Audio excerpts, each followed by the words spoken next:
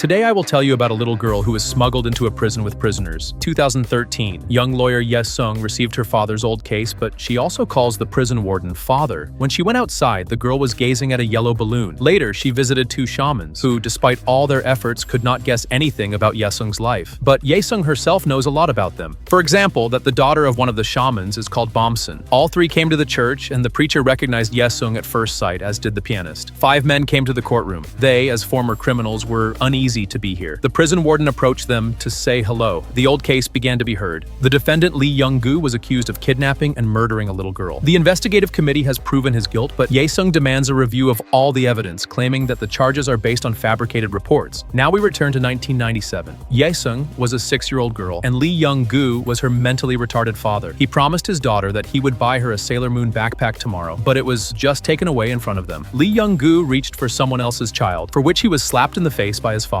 In the evening, he promises his daughter that he will find the same backpack before the school year starts. In the morning, while seeing her clumsy father off to work, the girl straightened his clothes and gave him advice. After receiving his salary, Young-gu saw the same girl with the backpack who said she would show him where to buy one. The man ran after her. A minute later, a woman passing by noticed how Young-gu was pulling down the girl's pants and seemed to be kissing her on the lips. In the evening, little Ye Sung never waited for her father to come home from work. He was detained and not allowed to return home. A crowd of reporters gathered outside the doors. It turned out that the dead girl was the daughter of the police commissioner. Now Young-gu will be brought in for an investigative experiment. Ye Sung also came to the scene. The suspect demonstrates on a doll how he pressed on the girl's chest, then patted her on the cheeks, kissed her, and unbuttoned her pants. The crowd around began to make noise. The father and daughter saw each other and ran towards each other. The suspect was pushed into a car, and he shouted that he would soon return home. The young guard reports to the head of the prison that they brought in the very same prisoner the whole city is talking about. Simpleton saw a phone in the office and decided to call his daughter. The boss first handed him the pipe and then hit him on the head. Shaggy flew into the toilet, and the bespectacled man got scared because he touched him last night. They brought in Young-gu.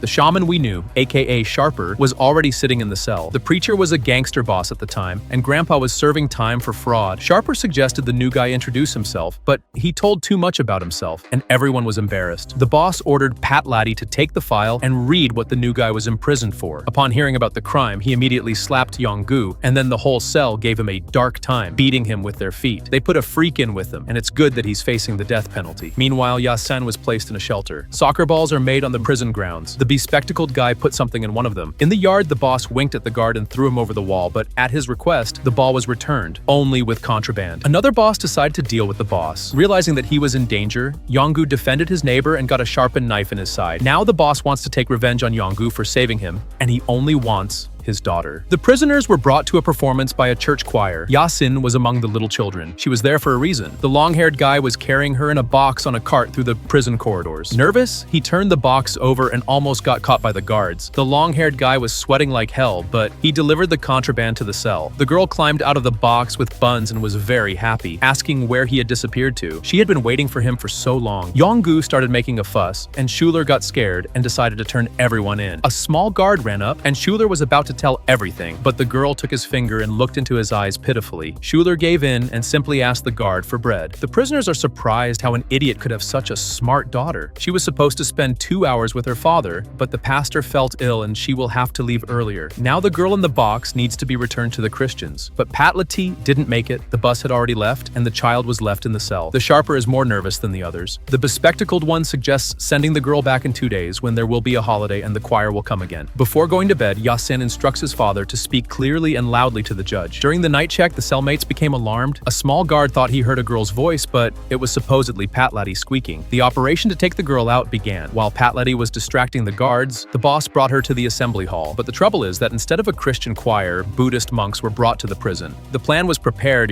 by the bespectacled man, so he got the slaps. The boss chooses a photo to publish and notices that one of them is missing a little girl. The Sharper swears that he should have shaved Yasin's head and dumped her on the Buddhists. A small guard ran up to the cell, and it seemed that he had already been fooled, but then the boss himself saw the child. Taking Young-gu outside, he began to beat him, recalling the girl's murder. Now the guards are searching all the cells, and Young-gu, tied up, was thrown into solitary confinement. Yasin is constantly crying in the shelter. The second crime boss started a fire, freaking out that one of the prisoners had a daughter living with him for several days, and they weren't even letting his father in. He locked himself in a storage room with a can of gasoline and demanded to talk to his father. The fool locked himself in another room, but the chief broke in and tried to save him. Young-gu saw them both lying on the floor and ran after them. The chief woke up in the infirmary. Young-gu saved his life, but he inhaled smoke. Ya-sung came to the teacher and asked the girl to meet her dad, who, however, was in prison. This was the only way she had the opportunity to see him again, but time flew by too quickly. However, the chief is in no hurry to interrupt them. The young guard has to pull Young-gu away from his daughter. In the evening, the chief remembers his little son. He is told that Lee Young-gu's daughter has stopped eating and is now in the hospital. The chief came to visit her, and the girl asked to arrest her. He planned something that the small guard did not like, but pleased the young one. The latter brought a gift from the chief, especially for cell number 7, and it was not a rice cake at all, but Ya-sung. Joyful Young-gu was brought to the chief's office so that he could thank him with pies. While he was gone, the prisoner picked up a photo with his son. The man did not like it. Meanwhile, Ya-sung asks the boss to read to her, but the bandit cannot read. The boss became interested in Lee Young-gu's case. We learn that his son died. Afterwards, he stopped by to pick up Ya-sung to bring her back to her father. The boss is taught to read and write by the entire cell. He is slow, and even Young-gu calls him a fool. The girl borrowed a cell phone from a classmate and brought it to the cell. The sharper got through to his wife, who told him that she had given birth to a daughter, but the signal keeps disappearing. After running around the cell, the men figured out that the best place to get a signal is near the toilet. Together, they chose a name for the girl, Bomsom. Alas, the battery lasted only for one call. A young guard tells Young-gu that his final court hearing is coming up and he needs to prepare well for it. Young-gu tells his cellmates how it all really happened. First, he slipped on the slippery surface, and then the girl did too. She fell on the asphalt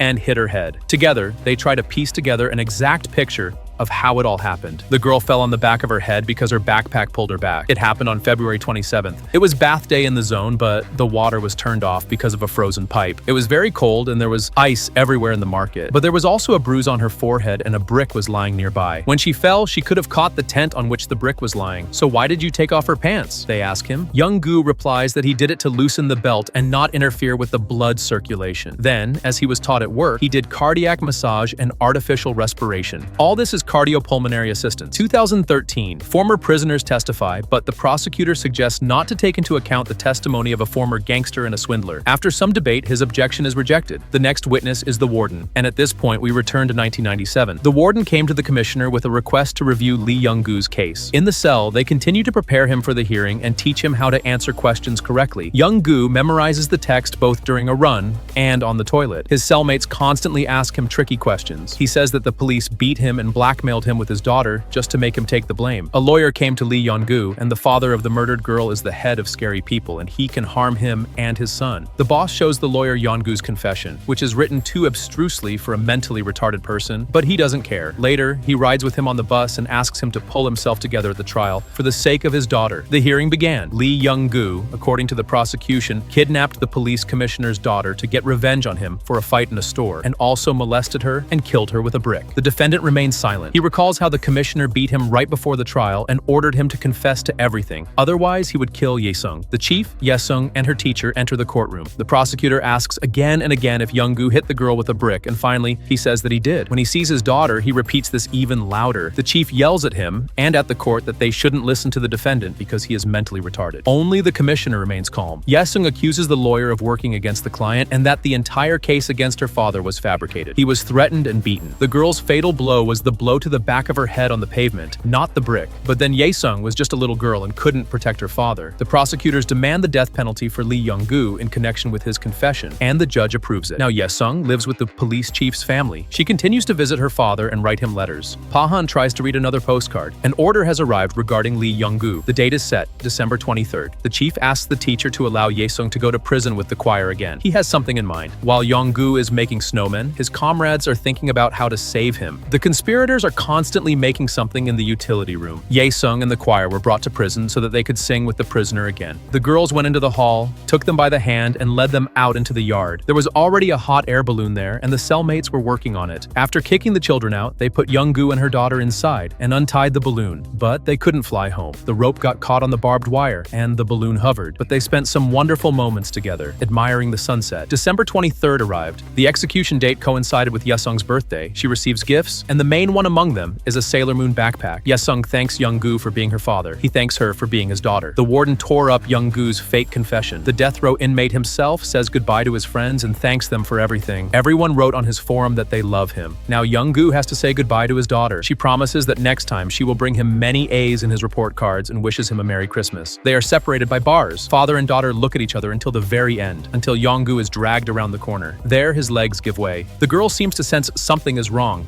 and calls out to her father. He breaks free, runs up to her and hugs her tightly through the bars. In desperation, he asks the chief and the young guard to help save him, but it is too late. At the end of the trial, Ye-sung asked for her father to be acquitted. The judge says that the confession was tricked out of the accused and passed off as true. Also, the testimony of the prosecution witnesses was insufficient to impose a death sentence. Lee Yong-gu is found not guilty 16 years after his execution. Ye-sung looks at a photograph of her father and cries. When she went outside, she thought she saw herself and her father in that very hot air balloon. I also recommend watching other videos on my channel. Good luck!